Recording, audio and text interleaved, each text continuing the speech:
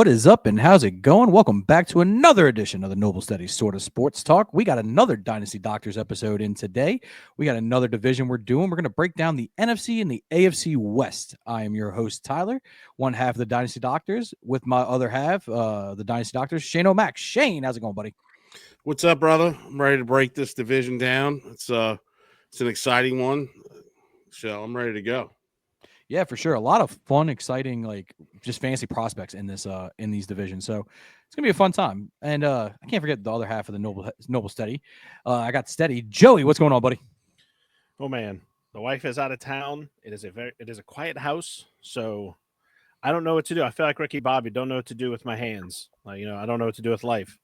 So we move on. Car ran good. Yeah. Car ran good. It's fast. It's car ran good. Well, look, man, Joey, we're going to ask you today to be our moderator, as you've been the last few episodes for us and doing a fantastic job keeping the show moving with, us two. We like to get a little long-winded here. So I'm going to pass the reins over to you, buddy, and go ahead. So starting with, like we have been doing for the past two episodes, starting with the NFC in the West with the San Francisco 49ers, finished last in the division last year. A lot of pieces moved out, had a couple key additions, but the key to that offense is Brock Purdy, I feel, as a Brock Purdy owner. So, Tyler, why don't you tell us about the 49ers? What can we expect from them this season? Well, Joey, hopefully we can expect a lot better health. That's really what killed this team last year. There's just a lot of injuries. Somehow a calf strain can jump from one leg to the other one as well, and just magically it happens. But I'm referring to Christian McCaffrey. For any of those who took him number one overall last year, you felt the pain. You really, really did. Unfortunately, somehow it just seemed to come up right around fantasy football drafts, like after they happened, that he had a calf strain. Then it became, but he's going to be fine. He's going to be fine. He's going to be fine. He wasn't fine. It ended up becoming bilateral calf strain. So kept him out most of the year. Still working his way back. He came back, played about 3 to 4 games, and unfortunately tore his LCL in the game against the Buffalo Bills. But we're going to try to be positive here. And the positivity part we're going to take out of it is that he still received like over 80% of the workload when he was back, still not 100% healthy. So it's going to sound crazy. It really is. I still think you take the swing on him this year, but you got to know the risk that you're taking when you decide to draft him. But you look at it, it's either he's fantasy running back 1 or 2, or he's injured. You can't deny the upside there. So it's not like we're talking about, oh, well, he may be an RB1. No, I mean, he's going to be either the number 1 scoring running back or number 2 scoring running back, which is immensely valuable. I'm still taking that swing. You can probably still see him going around the 106 to 109 area in most drafts, and I'm still taking a swing. Shane, what do you think about that? I've heard a lot about him. Guy from the Fantasy Footballers loves him. Just the way I build my teams in redraft, since this is what we mainly focus on, I'm not taking him. He'd have to fall pretty far because there's a lot of guys in that top 15 range that I like. But I do know that the 49ers have the easiest schedule on paper right now. There's a lot of touches. He's not fighting with Debo for those kind of gadget little. He's going to be the guy coming out the backfield. He's going to be the guy catching the screens. I mean, we know he can do it. I've been burned by him, which is probably why I won't draft him. I'm at, as we know, we've talked about these last 2 episodes. I'm at the 7 pick, and I just would have a hard time taking him. I know he's a big boom guy. I'd rather take either a safer pick in Puka or like a wide receiver boom candidate in like a Neighbors. No, and that's completely fair. It's an interesting debate. He's definitely probably one of the most polarizing figures in fantasy football this year. And a lot of that has to do with people just getting burned by him, so hopefully, selfishly, I do have him in Dynasty. So selfishly, I do hope he hits this year. So we'll see what happens, but let's move from the running backs into the pass catchers, right? And I'm going to kind of lump in Brandon Ayuk and Juwan Jennings as kind of one player here because they're being drafted right around the same spot. I mean, within like Jennings going around 93 and Ayuk's going around 110, but there's like 3 wide receivers difference. Like one's going to wide receiver 46, one wide receiver 43. And the thing is, they are kind of similar, kind of the same player. They're going to win on the outside more than anything with route running. But with Ayuk, I'm just staying away from it this year. I just don't see a path where he's 100% healthy at all this year. I mean, you got to look at it this way. He tore his ACL and his MCL. He wasn't being productive already during that season, but he did it pretty late. He's more than likely going to miss 4 games already just being on the PUP list and working his way back. I mean, what are we talking about? Week 10 maybe when he started to finally be healthy? You know what I mean? So I just don't see where that's going to be a good investment for you. Now, Jennings is another one. Look, he was great for me last year. He had some big spike weeks. So he dropped 40, I know, once. But it's just more along the lines of, is he that talented, or is it circumstance of where he's kind of the only one besides the guy I'm going to talk about next? And I just want to take that chance. And plus, he's been dealing with calf strains, which, we saw last year how those can kind of linger.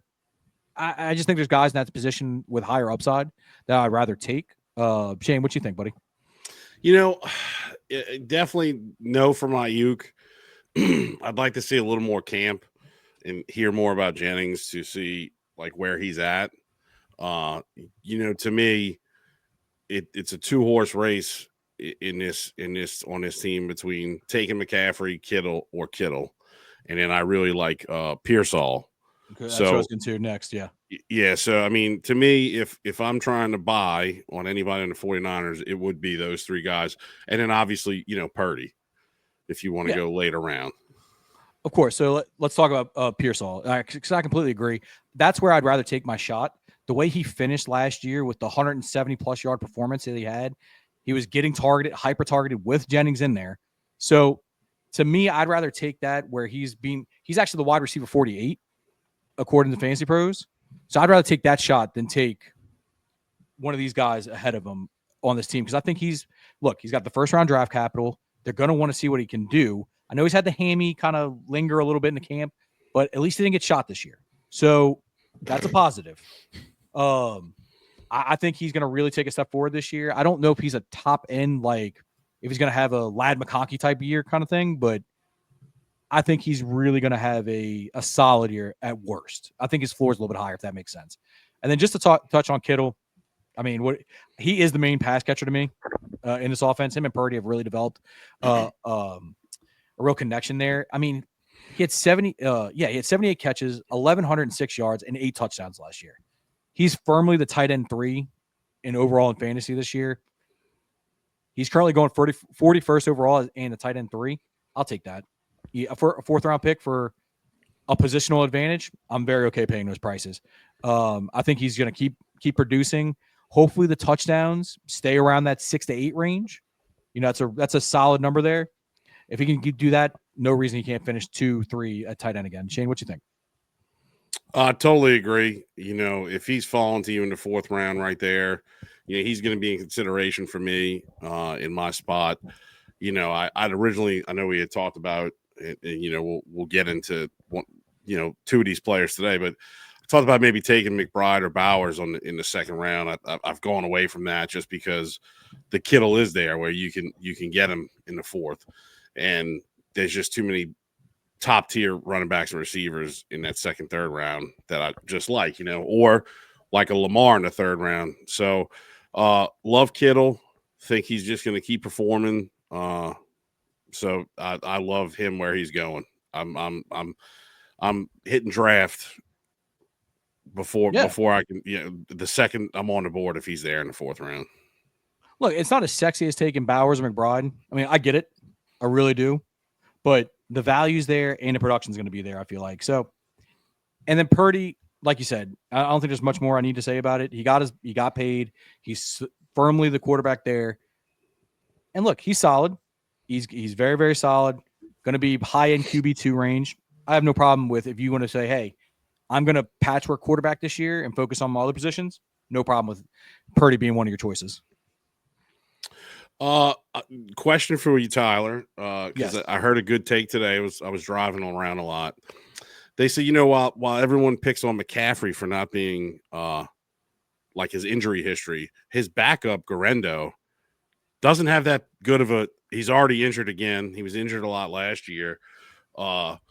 If you draft McCaffrey, or even if you don't take McCaffrey, are you trying to go for that, maybe that James guy they just signed, or is that a late round guy for you, or what's your thoughts on that whole backfield? The whole backfield in general. I mean, I feel like I take swings everywhere just because of Kyle Shanahan, Yep. I would hope, and this is a hope, I don't know if it can actually happen just because running back being what it is in that backfield. The hope is you draft McCaffrey, able to get Garendo, and then pick up James after the draft. That's the hope. I don't think it happens. You probably have to spend one of your last picks on him, but I don't have a problem with that. Triple dipping, especially if you cover your bases, but you just have to be confident that offense is what you want to buy into, and I would 100%. So, I mean, you just got to get consistency out of Brock Purdy. He had a couple of rough years. He had a couple instances last season that, it looked kind of rough. Thankfully for me, as a Brock Purdy fantasy owner, I had Jaden Daniels to make up for that. It's a good second quarterback. Yeah, right. Like, yeah, right. I'm sitting here thinking that you actually got him as your starter. Jeez, okay. No, you got okay. Anyway. Yeah, no, I had him. He was my starter, and then I drafted Jaden Daniels as a rookie, and I was just like, all right, I got a pretty good quarterback room on my team. Yeah, and of course, this year I got them two, and I got Cam Ward. So, but we'll get to them when we get to the South.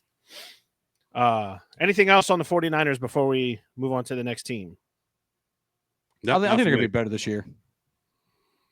I don't think they're going to finish last.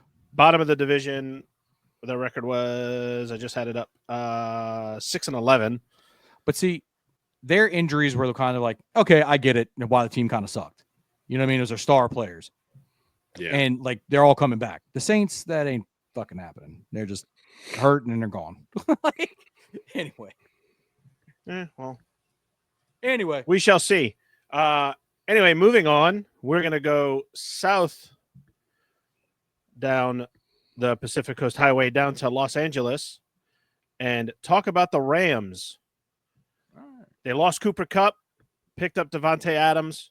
They still have Matthew Stafford as their quarterback. Shane, what does that do for fantasy owners of Matthew Stafford and Devontae? Does it even make a difference? I would say if Stafford's healthy, it would make a difference. The problem right now is Stafford's getting epidurals. He has some alarming issues in his back.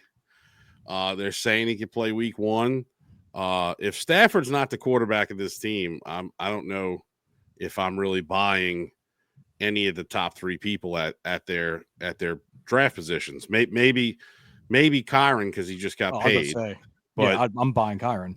Just so you're aware, I don't mean to interrupt, but just so that you know, their backups right now are Jimmy Garoppolo 2, Stetson Bennett 3, and then they have Dresser Wynn at 4. Yeah, Stetson Bennett just got out of rehab. That's I'm about to say he's not still drinking himself half asleep. No, he no, and then Jimmy Garoppolo, whoop-de-doo. So Stafford. Jimmy Garoppolo is good for like the first years with the team. He does really good, so he might do well this year. He's not. No, I think he's past that point. Joey. I appreciate you trying to give that man. He's very good looking. He's going to do good outside of football with women. I think he'll be all right. But on the field, on the field. Yeah, I mean, I'll say this. I would say looking at stats last year was a little surprising. Stafford kind of had a down year. He had 3,762 yards, only 20 touchdowns. Kyron Williams, a yard shy of 1,300, 14 touchdowns. Puka, 79 receptions, 990 yards, 3 touchdowns. So when you look at where they're going, Puka's rated 7 overall. For a guy that only caught 79, 990, three touchdowns. Now I know he's banged up a little bit. He was hurt, yeah. But you drafted him once again. We talked about this a lot. You feel like you drafted him at his ceiling. I mean, if he's he's got a way better running mate, in my opinion, than Devontae Adams, even though Devontae Adams is, I think, 31 or 32. He looked good last year. Yeah, he's better than the corpse of Cooper Kupp. Okay. Yeah. Like, so, but, you know, Puka at 7, Devontae Adams at 28. There's guys I like that might be safer. If Stafford's not healthy come week 1, the guy I love, like Kyron Williams, even if Stafford is healthy, at 37th overall, Kyron Williams is, I feel, a very big steal, at that spot. It's crazy to say this, but there's not a lot to talk about with the Rams right now. It's kind of a wait and see. They added Ferguson, the tight end. He could be a good late round flyer, and he's hurt, right? But yeah, he's hurt. Yeah. But I mean, other than those 3 guys in Stafford, I couldn't even find someone who was ranked in the top 250. So it's so true. I'm a little nervous sitting at 7 saying, hey, I'm going to take Puka and feel good about it with Stafford's health issues, right? I mean, he makes that team different, and they're going to suffer if he's not there. So little alarming right now for the Rams. I would say they're destined to be the 4th best team in that division without Stafford. Oh, without Stafford for sure. Yeah. Now let me ask you, Shane.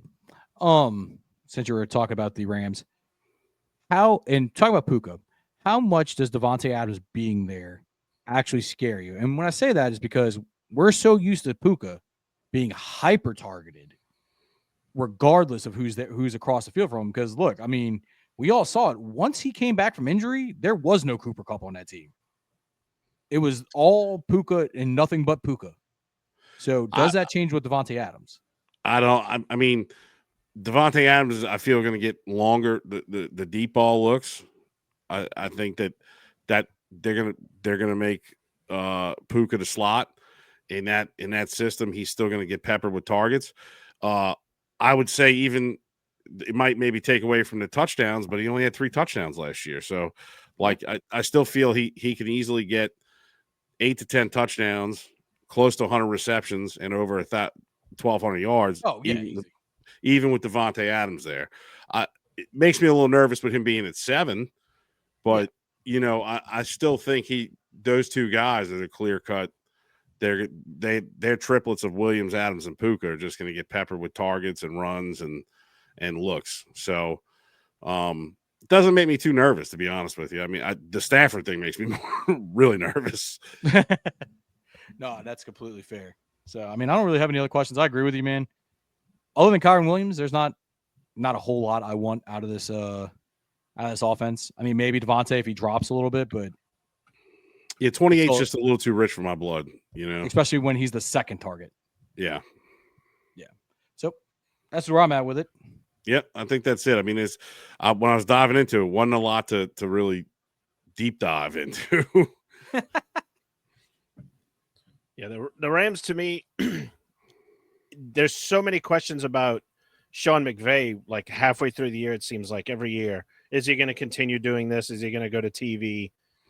Kind of doesn't give me high hopes for the Rams. But like you said, Shane, also Matthew Stafford being hurt, Puka can produce, but our team's going to figure him out.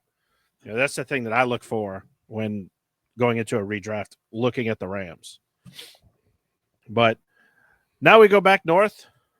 We're going to go to Seattle, where they made some moves this offseason. They got Cooper Kupp. They lost DK Metcalf, but they also got Sam Darnold, who had the resurrection of his career in Minnesota. Tyler, does that resurrection continue? And how does this offense do with no DK Metcalf? So I'm going to start off with the Sam Darnold one, since you brought it up. It's essentially like a 1 or 2 year deal. If you read the fine print in the contract of like how the team can maneuver out of it. So it's actually pretty brilliant. So I wanted to shout out Seattle for that one. Like, hey, we're giving you a lot of money this year, but we're not committing to you, just in case because Darnold really looked meh in those last few games, if not bad. So just throwing that out there. But here's the thing. I think a lot of people are thinking that he's going to have to come in and play at that same exact level as he did with the Vikings. I don't think he does. The way the team is built, they want to run the football. Like they have telegraphed what they want to do. They took an offensive guard early in the draft. They've literally they signed Cooper Kupp, who's one of the better run blocking wide receivers in the league. They still have Charbonnet and Walker, who I'm going to get to. Yeah, and they made some other moves across the offensive line. I think that they're legitimately wanting to pound the rock and play defense, which makes sense with McDonald coming from Baltimore. So the main two people I really want out of this offense is JSN and Ken Walker. And I know JSN, he's currently going as the wide receiver 13 and 31st overall. I mean, I feel very comfortable with that because I think he has the upside to finish as wide receiver 6 to 8. I think he's gradually creeping up because you saw the first year really was a struggle for him. He just couldn't find the targets. Kind of like let's say a Roma Dunze kind of season, right? Like the talent's there, but we just don't know where you're fitting with the guys ahead of you. But last year, when he actually got an opportunity, finished with 100 receptions, 1,130 yards, and 6 TDs. That's pretty good. Don't quote me on this, but I'm fairly certain he's the youngest guy to ever have 100 receptions in a season. So this guy, he's only going to, if you can fact check me on that one, I know he's close, if not, but it's only growing more and more. And I think a lot of people are assuming he's just going to play the slot continuously. I think with Cooper Kupp coming in, I think they're going to move him around and have him on the outside, then move him in the slot, which is just more valuable targets. He's clearly number one in this offense. And I'd buy. If I had the opportunity to, I would definitely buy on JSN this year. Shane, what do you think about him?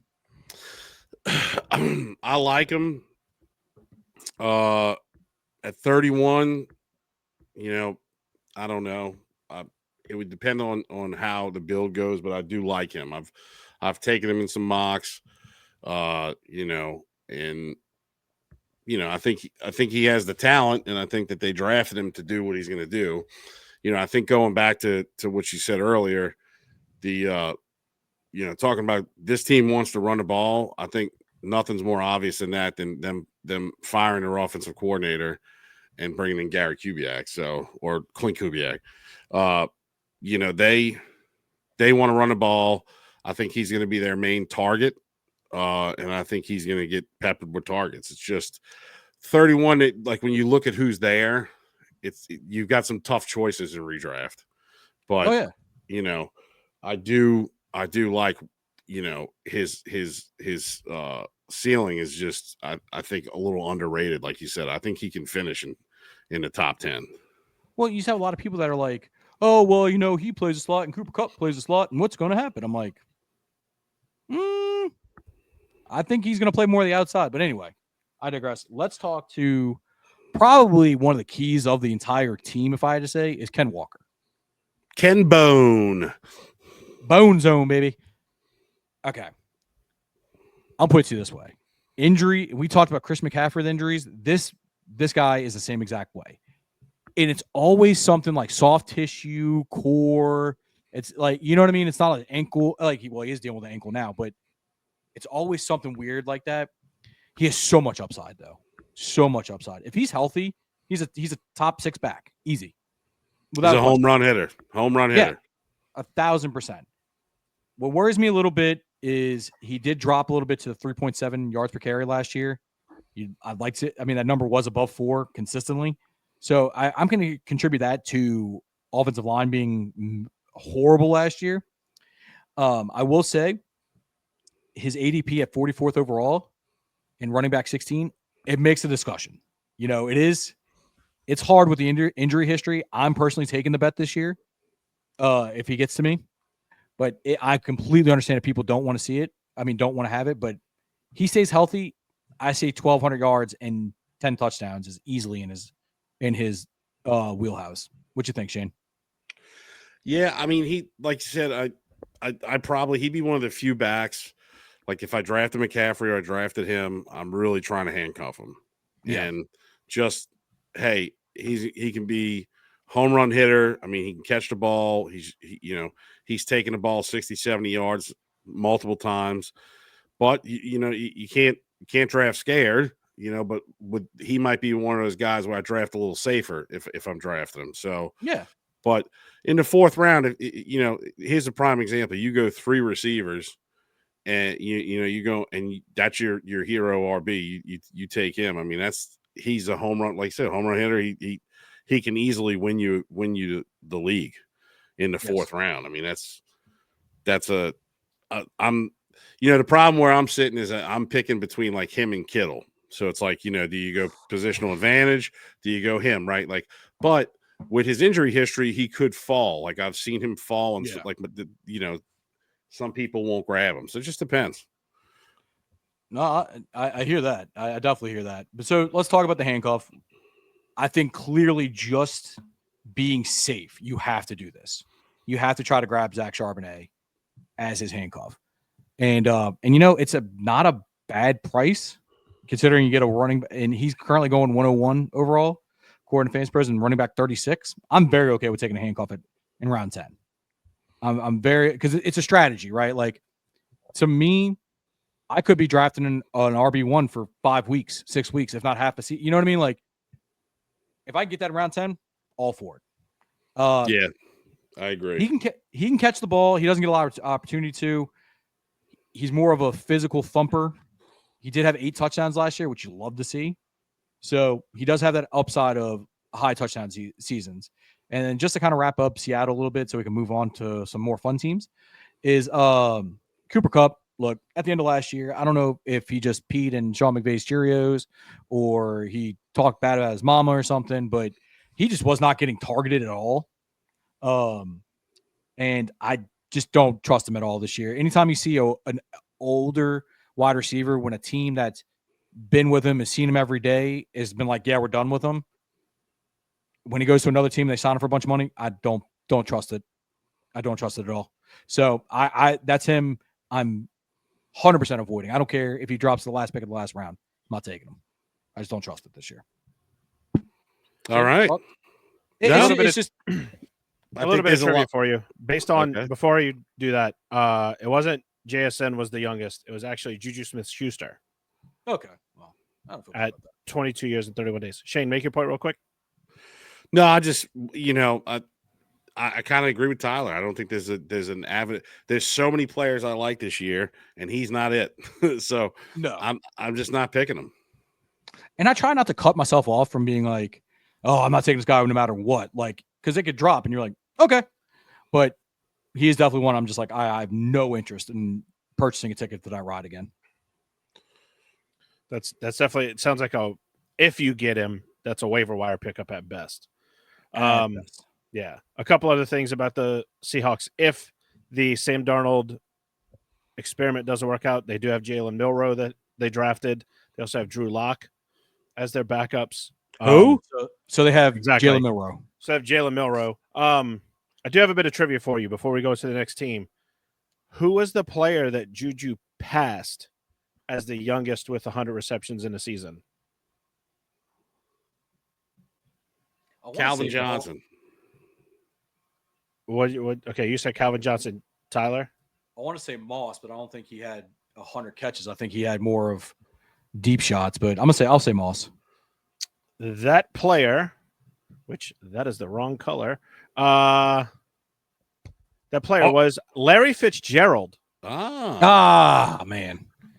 Speaking of Larry Fitz, we are 2026 Hall of Famer. Yes. We are going to move on to the Arizona Cardinals, the last team of the NFC today, who I think, if my memory serves me correct, which it rarely does, if I can get there fast enough, they were second to last in the division. So hopefully they could do better. That's the most I got.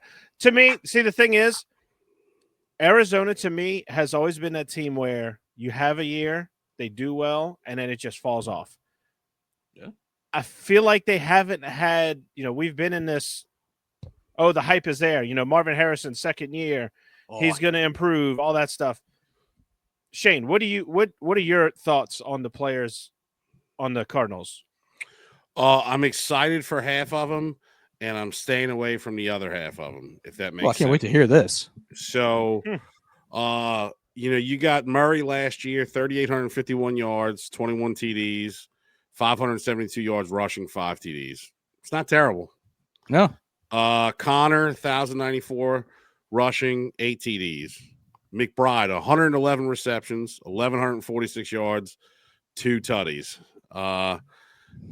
Harrison, 62 receptions, 885 yards, 8 receptions. So I'm going to get to the guy I obviously love in this offense, which is McBride. He's ranked 20th. I feel if they can straighten out his touchdowns, he's going to be tight end 1 this year. I don't say that happily because I am a Bowers owner and I know Tyler is, but if I'm the first pick in the draft and I take Jamar Chase and McBride gets back to the 2-3 turn, I'm drafting him right away. Positional advantage. I don't think the Cardinals kind of have an aging defense, or a no-name defense, right? So I think they're going to have to compete. They're going to have to score points. And the reason why I like McBride so much is because I'm not really that high on Harrison. At 36, I've heard things out of camp that Will Johnson's locking him down. He still does not have a connection with Murray, even though he's gained the weight. He doesn't seem to be like they mentioned him as a bust today, that he could be potential bust. I'm not going that far, but as of yet, at a 36 price tag, we just talked about Kyron Williams being 37. There's no chance that I would take Harrison over him. There's a lot of guys I would take over Harrison. Tyler, your thoughts on those two gentlemen before I go to the backfield? On Harrison, who else? Or McBride, that's right. And McBride. McBride, love him. You take him every day, twice on Sunday, and you're happy about it, right? Like, as long as you're not taking him like in the first round, I'm okay with him. I'm okay with taking him at 201 if you have to. Like, because I get the positional advantage there. I personally lean Bowers, but I get it, Right. Now, let's talk about Mr. Harrison here, who I think was probably a biggest product of the media 2 years ago, and his hype train just freaking rolling down the hill. He can't separate. They're floating his clip around Twitter, acting like he's the greatest things in sliced bread, where he can't separate from a 6th-round wide receiver. 6th-round DB. And where he has to make a one-handed catch. It's a great catch. Don't get me wrong. He's being held. Don't get me wrong. But he can't separate. So, but they use him as a guy where he runs 9 routes and skinny post all the time to clear out for McBride. So you're clearly telling me that you're okay with McBride getting all the attention and Harrison being a decoy. I'm out. I think he's all hype. I see him more of as a wide receiver 3 because he's going to be touchdown dependent. Like, it was a good rookie year. It wasn't terrible, but not if I'm an organization that took him 4th overall or somebody spent a high draft pick in fantasy on him, I'd be pissed. So hopefully they use him better because the guy is talented, but I'm just going to say it again. And it's been documented on this thing. I said from the jump, Malik Neighbors was a better wide receiver. And I'm going to say Marvin Harrison's probably. So you got Malik, BTJ, Ladd. I know I missed another one out of the class that was better than him last year. Worthy maybe. I would take all those guys over him. That's what I'm saying. Like, he's like 4th or 5th from that draft class, but he was taken 4th overall. So, just saying. I wouldn't have traded him to get traded CeeDee Lamb away to get him. I can tell you that. Well, in hindsight, yeah, it looks terrible. But now in the back, that wasn't me. Hold on, that wasn't me. That was not. That was Jono. Sorry, guys. Yeah, that was our crazy friend Jono. Shout out Jono. An episode. Connor, the Connor 51 price tag. Maybe I just need to give this guy some credit, but I just feel like every year, I don't want to be the year he falls off. It's almost like the Kelsey thing. I'm hearing a lot of good things about Benson. He's at 154. I've drafted him a lot in best ball. I'm targeting him this year because most of my time my builds are 0 or hero RB. So I love Benson. I'm fading Connor at the 51 price tag. I'm going to go after some other RBs or receivers or even a quarterback in that spot. I'm just not taking him. What are your thoughts, Tyler? I think this is another example of buying at peak, right? Just because in the aspect of James Conner, as a dynasty owner, I've had him for multiple years now. He's always going to miss a few games, but he's reliable as all can be. But like you said, eventually it's going to fall off. Well, people are going to be like, oh, what about Derrick Henry? Well, first of all, Derrick Henry's a freak of nature when it comes to just the way he's physically just made up. And second of all, Derrick Henry hasn't really had an injury history. Like Connor has this consistent thing of nicks and bruises and bumps, and he's missed a game here, tweak here. I'd just rather not take that bet at 61. I mean, at 51. 71, totally okay with. Yeah. 51, no. I'm with you there, and I'm going Benson.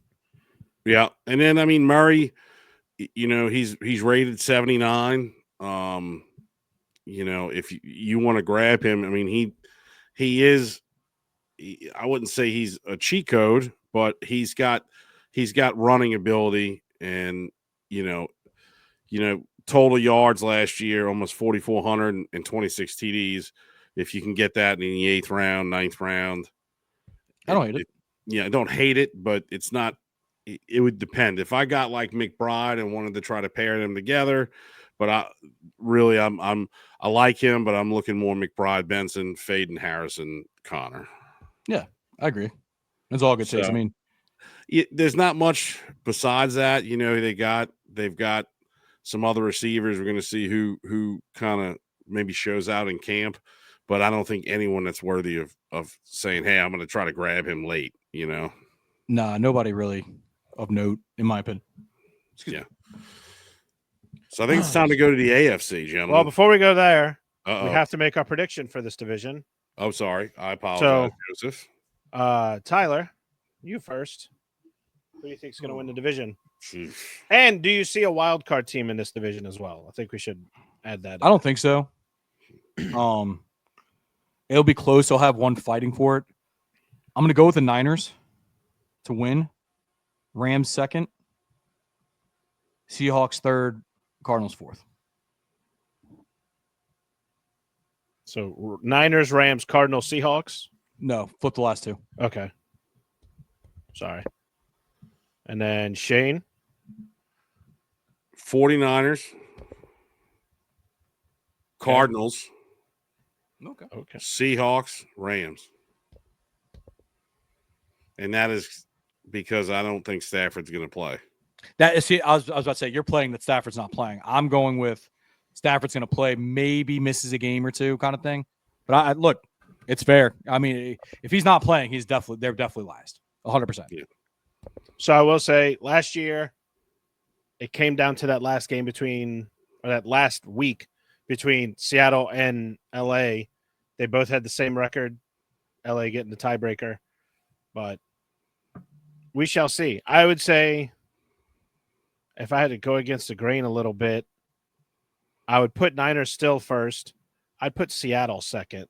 I think they have a better upside than the Cardinals and Rams do. Like you said, is Stafford going to play? And I think the Cardinals, to me, like I said, they're coming up due a year where they do well. I don't think it's this year. So now that we are done with the NFC West, we will move to the AFC West, where there's a new coach in town in Vegas, and he's a very recognizable name. Pete Carroll has taken over the reins of the Las Vegas Raiders. He has also brought along his old quarterback in Seattle, Geno Smith. Gentlemen, Tyler, you'd start this one. So I'll talk about the Pete Carroll and Geno Smith since you talked about him first. Geno Smith, fantasy-wise, I could give two craps about. He's not going to have he's not going to have the numbers to justify me even drafting him. So, but I do like him to be an upgrade of what they had last year, right? Mm-hmm. And let's just go with something else they didn't have last year, and I want to talk about it. And everybody's favorite running back this year, it's Ashton Genty. I Even got as him. I know you do, and so, but got y'all him. both do. Y'all both do. Yes. Yeah, Y'all both- Joey. So just so y'all know, his current ADP in redraft, according to Fantasy Pros, is 10th overall, running back 5. Look, if you want to take him at 5, I'm okay with it. Like that's the earliest spot I'm okay with taking him. I'm not taking him over Bijan. I'm not taking him over Gibbs. I'm not taking him over Jamar. I mean, there's probably one more I'm not taking him over. I just can't think about it right now. Justin Maybe Jefferson. JJ. Yeah, Justin Jefferson. And then I'm good. So that's kind of where I'm at with it. I mean, he ran for 2,600 yards last year, 29 touchdowns. I will say the thing that is a little concerning, but maybe not for this year, but later on down the road, he had 374 carries last year. I don't care any way you slice it, that's a crap ton. So that's something to maybe watch out. He has a little bit of wear on him. But look, all the camp reports that he's just showing out. He is a stud. I fully believe he's going to finish as a top 3 running back this year. I think he slots in right behind Gibbs and Bijan. I don't have a chance at him. I'm envious. I'm not going to get him in a single league. I know it, but I would grab him everywhere if I could. Shane, I'll let you talk about Mr. Genty right now before I dive into my other love of this list. As we've talked previously, I think he should have been the Heisman winner. Yeah. We won't get into that, but he is in play at 7 for me. I'd take him. I have not taken a running back in the first round of a PPR draft minus our like keeper league in Yahoo in a long time. Yeah, I've thought about him because then the 1-2 punch I can get in the 2. So I think he's going to be great. I think he's going to catch passes. I think he's going to be the focal point of the offense between him and Brock Bowers. Pete Carroll likes to run the ball. I love everything about him. Kids, if you don't take anything from this channel, take this. Draft running backs that were drafted in the first round. It rarely does you wrong. I mean, you can't account for injuries, of course, but it rarely does you wrong.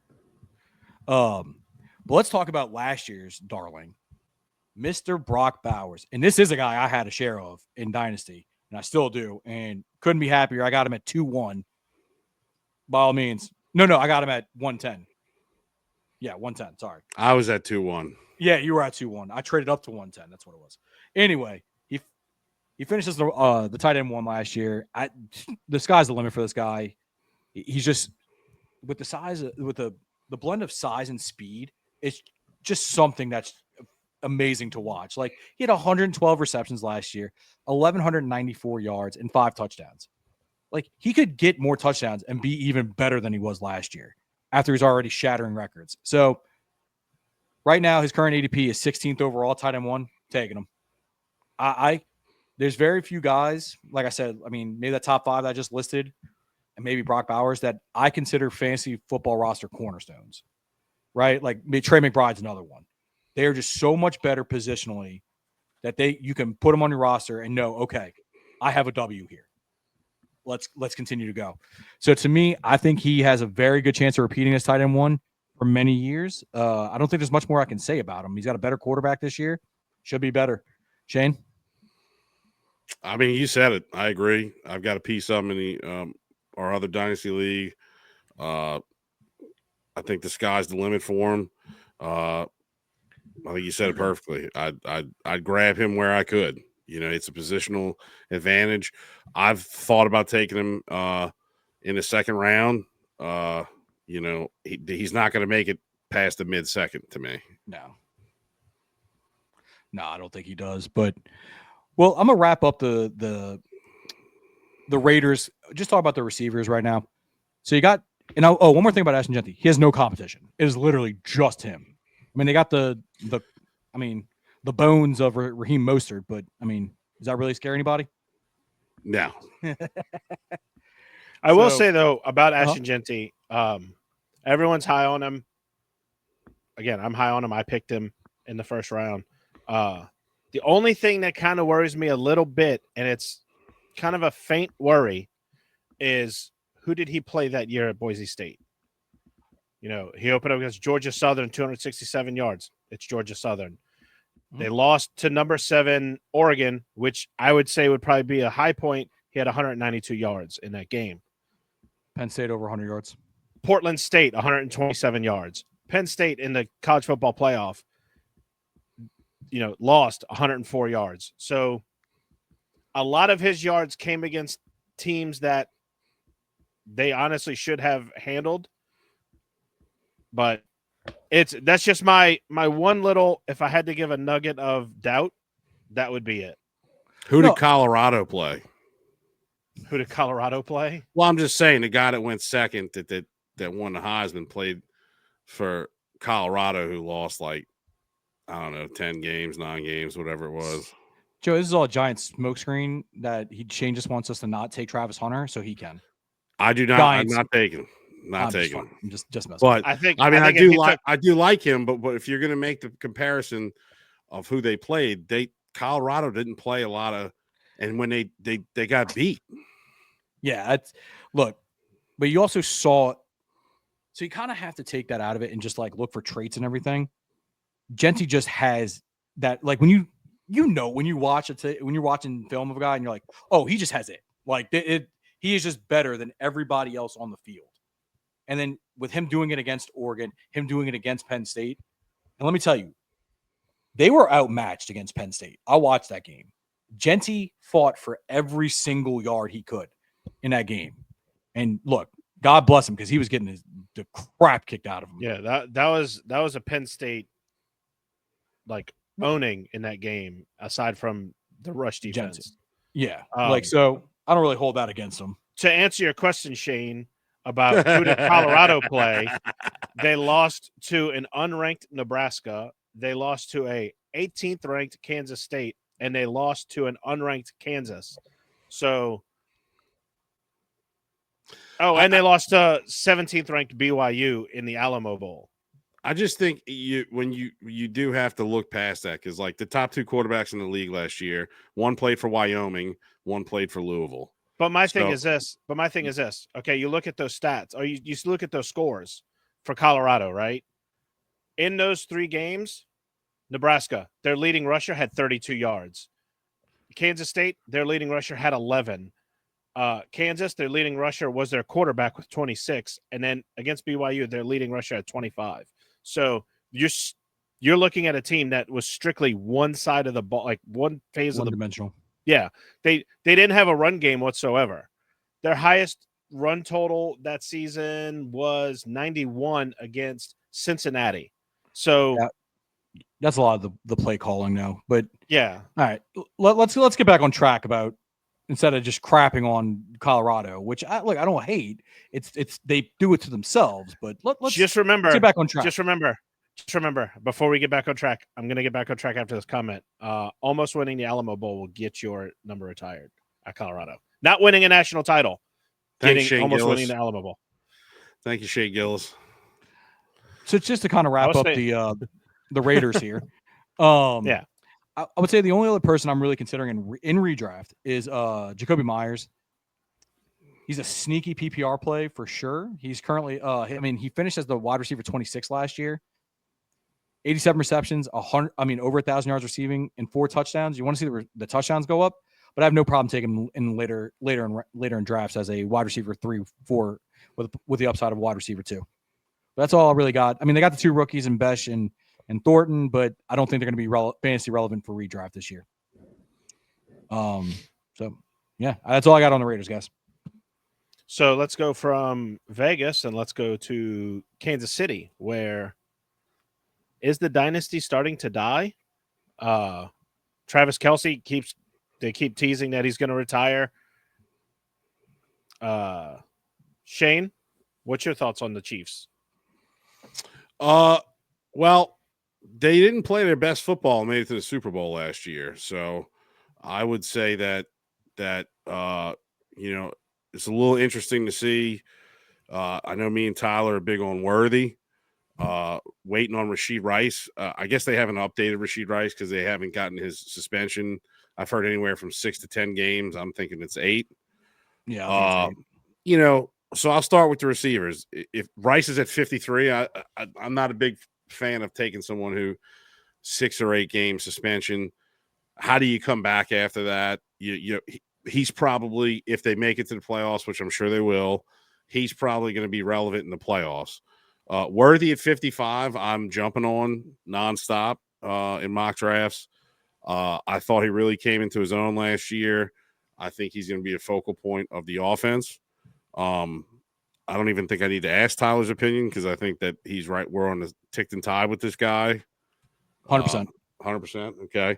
A guy I really like to draft right now is if I'm getting Worthy is I'm trying to get Mahomes. I mean, he didn't have a great year. 3,928 yards, 26 touchdowns, 307 yards rushing, 2 touchdowns.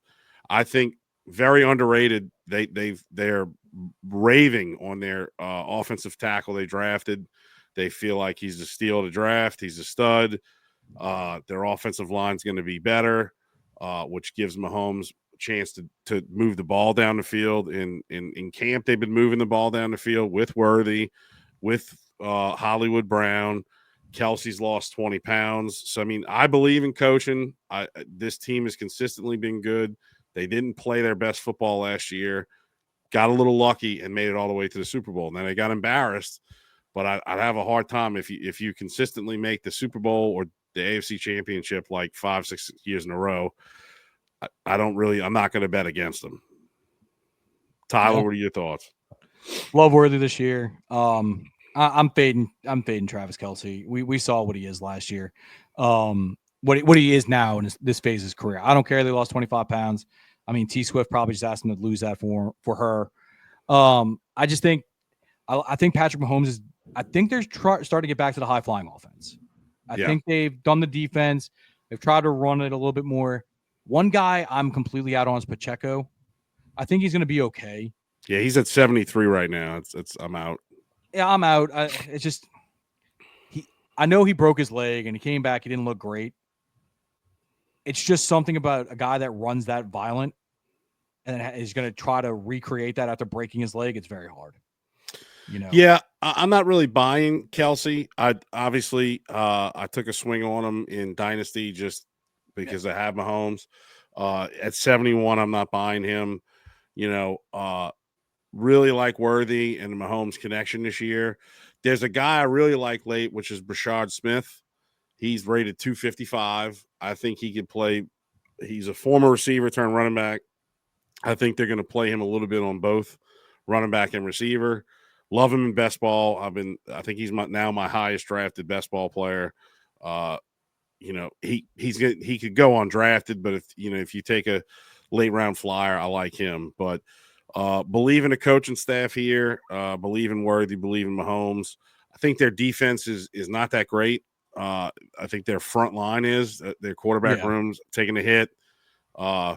So to me, I love all the offensive weapons in this division. There's just a lot of people to like fantasy wise, which means these games are going to be high scoring.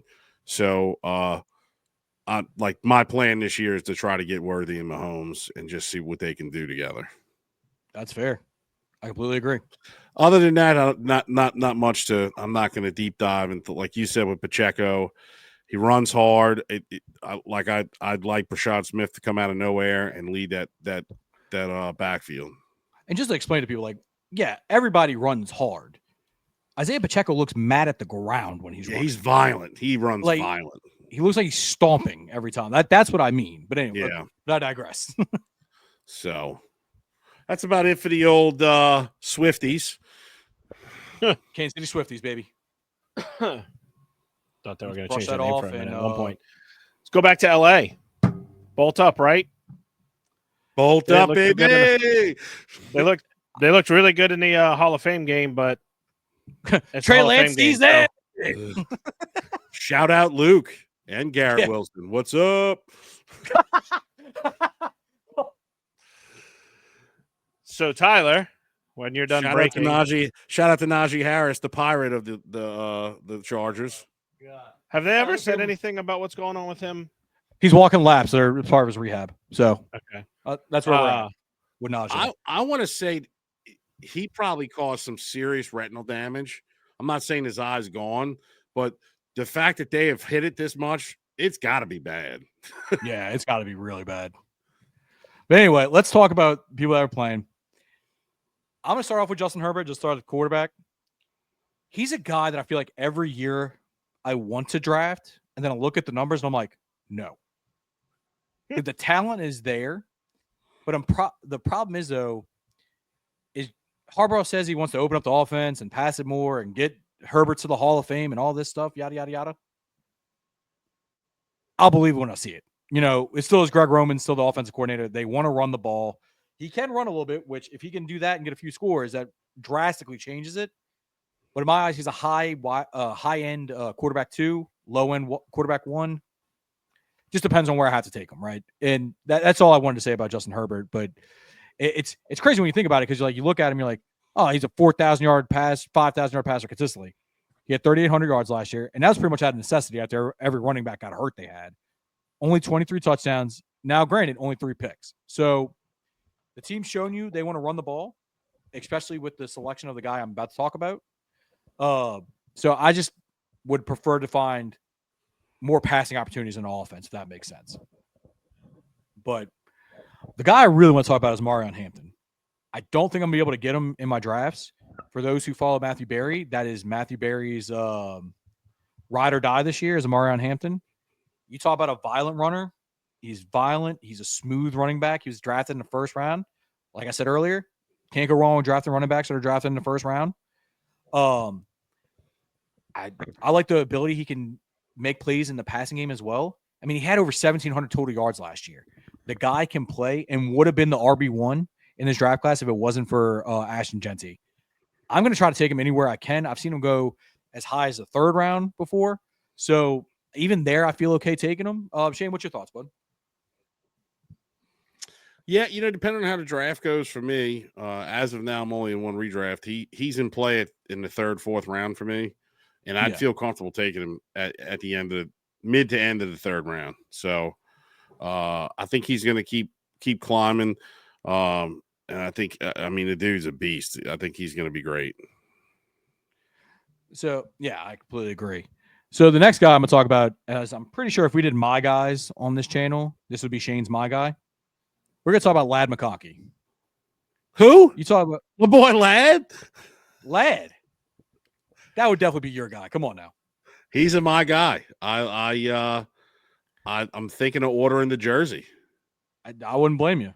But he finished his last year. He burst on the scene. He was the 34th pick in the draft last year. Finished with 82 catches, 1,149 yards, and 7 touchdowns. And that doesn't include the game he went absolutely berserk in the playoffs, where I think he had 190 yards and a touchdown. Like, he checks all the boxes. The only thing that concerns me a little bit is that they did add a little bit to the wide receiver room with Trey Harris, who will probably more the outside. And then you got Keenan Allen, too, which really kind of annoys me if I'm a Ladd owner, because it's like, man, old man Rivers, can you just stop? Like, you've had your time as a slot receiver. They're not playing him on the outside. He's not fast enough. Old man Rivers did stop. He retired. Okay, old man Allen. It's just, so Shane, I want to ask you. I know you love Ladd. I know you love Ladd. But are you concerned at all with Keenan Allen coming back? Nope, I'm not. Nope. Okay. He's the only thing I'll say is I think he'll have some games where he's going to take, but Ladd, just if you saw what he did and he clicked with Justin Herbert, he's a clear one. I think it's more of a comfort thing with Mike Williams retired. Quentin Johnson has been dropping everything at practice. Bro, frying pan hands. They like Trey Harris. I'm gonna forget. I forget the guy's name. He's got like 2 last names. He's looked great in KLM. I think is what his name is. Yeah, he looked good in that game. Andre Lambert Smith. Yes, that's him. Thank you, Joseph. He looks great, but I think it is more of, okay, we got a veteran presence. We've got 2 young guys we like. We've got a superstar in Ladd, and we don't know who's going to play tight end. So, I mean, it's a crapshoot between, I think, Disley, Gadsden, and there's somebody else in there. Tyler Conklin. Tyler Conklin. So, I mean, when you look at that, if I'm looking at the Chargers offense, love Amari and Hampton, love Ladd, wait and see on everything else. Justin Herbert is someone who has him. I think he can improve and finish as a top 10 QB. I'm just probably not taking that bet. Exactly. So I will say Trey Harris, I like him as a stash for later on in the season. Yeah. That would be my thing. And look, one thing we have to say about Ladd is, he does get a little nicks and bruises. He doesn't miss games, but he'll go out for a little bit or maybe not be as effective. Just throwing it out there. I love Ladd, but we got to cover both sides of it. Don't just talk to be bad about my dude. I know. That's all I really want to talk about with the charge on that one. We'll talk about Najee Harris real quick. Like you said, it's got to be bad. I don't think he plays this year. I really think it's at that point they're just trying to figure out the money probably behind the scenes. If he plays, they only run into the good eye side. That's all I'm telling you. So if it's his right eye, I would just load up left because he's not running right. So he's gonna have to run like this if he's running right. Come on, Joey, move us right along here, bud. I was gonna say something, and then Shane brought up the good eye, bad eye thing, so I'm just gonna leave that alone. Just the last team, huh? This is the last team of the episode. We're going to go into I would say, surprisingly good defensive team. Probably the best. I think they were the best team in fantasy. That would be the Denver Broncos. Sean Payton is doing something correct on defense in the Mile High City. Shane, give me your Broncos take. Well, I still hate Sean Payton, but you take the hate out. He is amazing for fantasy. Bo Nix last year, 3,775 yards, 29 touchdowns, 430 yards rushing, 6 touchdowns. I think he can easily do more than that. I love him this year. Sutton, 81 receptions, 1,081 yards, 8 touchdowns. I think he would be serviceable this year. I don't know if he's going to recreate that. So let's just get into their draft spots. Sutton at 45, probably not taking him. We've talked about a bunch of other guys, the Amarian Hamptons, the Kyron Wood, like in that range. I don't dislike him, but it's probably, if he falls a little bit, I like him a little more. But then you run into the rookie running back that they took, RJ Harvey, who you've seen him get hit a little bit at 69, where I've liked him a lot. Me and Tyler are really high on him in Dynasty. He's making me a little nervous because, they say he's perfect for that Joker role in the Peyton offense, but supposedly the leading guy for that is Evan Ingram, who you can draft at 80. So to me, this team, you got Sutton at 45, Harvey at 69, Bo 75, Ingram 80, Dobbins 126. That's a good value right there if he's going to play. Mims at 145, and then you've got some late guys. I'm probably smashing Bo, trying to get Bo Nix on my team, and I'm probably not going to draft anyone else. I like RJ Harvey if he's playing the Joker role, and that's announced before your draft. But if it's Evan Ingram to start the season, at the 69-70 range, I'm probably not drafting him. Okay. I'm just going to say now, we were all told that Greg Dulcich was going to be the Joker role as well. So let's not believe a lot of what comes out of Broncos camp. That's fair. I mean, they also listed RJ Harvey as the 5th running back on the depth chart. Oh, I know. I'm very aware. It's kind of one of those things where, like, how do I put this? They had multiple opportunities. I believe they could have taken Hampton before the Chargers did. Yeah. They could have taken Hampton. They could have taken Henderson. They could have taken, well, probably hindsight, I'm guessing they're glad they didn't take Judkins. But, it's I don't know, man. It's never a good sign when you bring in that much competition for a guy that you're like, oh, that's the guy I wanted all along. And took a little higher than most people thought he was going to go. So I don't know, man. We'll see how it works out. But it's not a great look. Yeah. Some interesting names to look at, the Bryant and Franklin, Pat Bryant, Troy Franklin. He's been clicking with in camp. Mims, I feel, is more of a gadget player. He's so small. He reminds me of like Trendon Holiday kind of thing, where he's going to have some game. Yeah, it's a deep cut right there. That is a hole right there. Nice. But like, I feel like he's going to have some games where he has a little boom, but I expect Pat Bryant and Franklin to kind of step up. I'll be curious to see how Ingram plays. I think they're going to be a fun team to watch, but from a fantasy standpoint, I would want one of these running backs, depending on where you have to take them. But I really am. I think Bo Nix could potentially finish top 5, if not top 3, in the league. Ooh. I think they're going to have to score a lot of points. They got defense. They're going to have short fields. I mean, he was flashing. He looked great. I think he can. I'm not saying it's going to happen, but I think he could hit that quarterback 5, quarterback 4 range. Okay. All right, let's talk this out. Let's just talk this out. Because I want to know who you think he finishes ahead of, right? It's to me, it feels like top 4-ish quarterbacks are pretty much locked in, and you can throw a 5th one in there. You got Lamar, Josh Allen, Burrow, and Daniels, right? Those 4 feel pretty good. I mean, look at what Daniels has to work with. Like that makes me nervous. It's more the running factor with Daniels. Yeah. That's what I mean there. But so how many yards? Daniels had 800 yards rushing. He had 430, and they only started letting him run at the end of the season.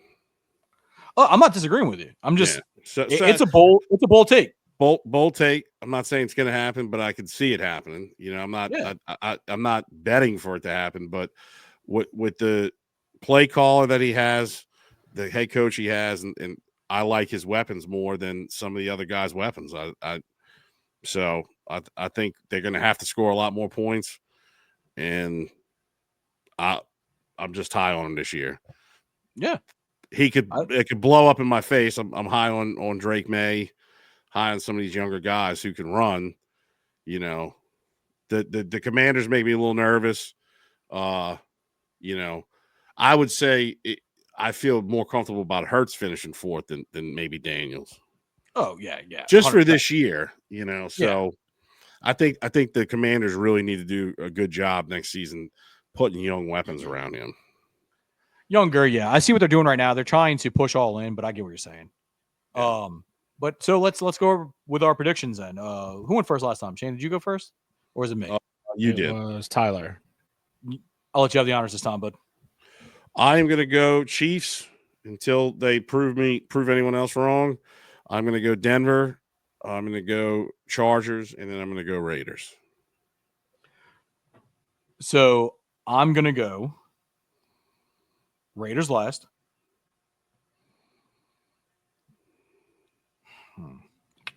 Deep in thought here. Broncos 3rd. Chiefs 2nd. Ooh. Chargers 1st. Ooh. Wow. I like it. Hey, I like it. Hey, I mean, it's got to happen eventually. I really like what they've done this offseason of really kind of filling the team out. Yeah, it's just my take. I think they finally take this step, take over, beat the Chiefs. And like I said, it's going to be a 1-game lead kind of thing, right? That's where I think it kind of handles. So I think it's like probably like an NFC North. This year, the AFC West this year is probably going to be the NFC North of last year, where you have 3 teams vying for a playoff spot. I think that's fair. Yeah, I can see that. So last year there were 3 playoff teams in the AFC West. I don't think that's going to be the case this year. I think it's going to be 2. But I think we're all in agreement. I think the Raiders will improve, but they're still going to be in the bottom of the division. In 2nd or in 3rd, I'm sorry, I'm going to put the Chargers. And I think it's going to be a 1-game difference between the Broncos and Chiefs, and I'm going to give the Broncos the division. Wow, okay. 3 different takes. I like it. I think that defense is going to continue where it left off last year, and I think that Bo Nix is just going to have a monstrous season this year. I think he's going to make those wide receivers look better in some cases than they actually are. That's fair. That's just my opinion. I love it. That's a great look. I love when we have different takes like this. We can come back and be like, oh, crap. But with all that being said, hey, it's time to wrap up another episode with some Hard Rock here. We're glad you came back. Next week, we'll be back with a fun division. We're going to have the South. So, look, there's some intriguing teams there at the very least. But I am your host, Tyler. For Joey, for Shane O'Mac. We'll be back next time with the Noble City sort of sports talk and then Dynasty Doctors. Take it easy. Later.